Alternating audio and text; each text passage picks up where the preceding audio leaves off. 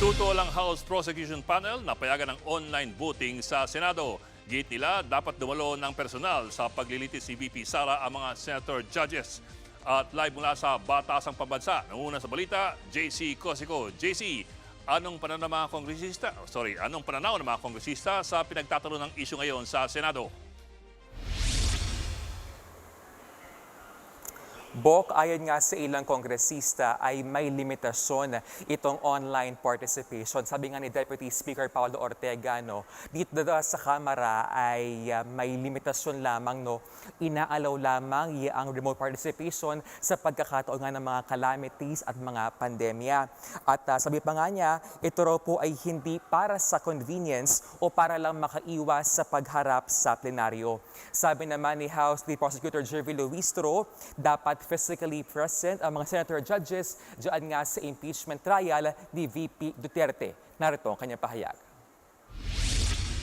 They should witness the presentation of evidence because they need to see the demeanor of all these witnesses for them to decide whether the witnesses are telling the truth or otherwise. And if they are present during the presentation of witness, the more reason that they should be present during the casting of vote. JC, kung merong tutol, meron bang kongresistang pabor naman sa remote participation? Yes, Bok. Ito ngang statement ni Deputy Speaker Paulo Ortega ay in response doon sa video ni Congressman Paulo Marcoleta dito nga daw sa remote voting. Kasi kine-question niya kung bakit daw nga hindi mapayagan sa Senado itong online participation. Giit niya, ito raw kasi ay matagal na raw na ginagawa dito sa Kamara. Narito po kanyang argumento. Ang mga kongresista ay maaaring bumoto through electronic platforms kung wala sila sa plenaryo. At hindi ko po maintindihan kung bakit sa Senado ay hindi nila pwedeng isagawa ito. Pareho lang naman ang trabaho ng House of Representatives at ng Senado. Pero Bok, ano namang reaksyon ng House Prosecutors sa bangayan ng mga senador lalo't lumalapit na ang impeachment trial ni VP Sara? Bok, umaasa nga itong si Congressman Jervy Luistro na maayos yung mga anyay differences sa pagitan ng mga Senate majority at ng minority. At sinigundahan naman yan ng kapwa niya prosecutor na si Bicol Sur Porto Representative Terry Ridon. Narito po ang kanilang mga pahayag.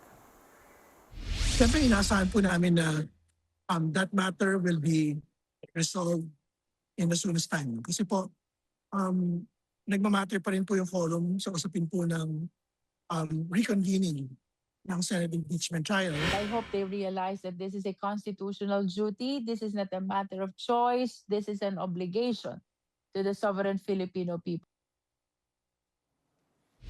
Okay, Bok, kamusta naman natin yung paghahanda ng House Prosecution Panel para sa impeachment trial ni VP Sara?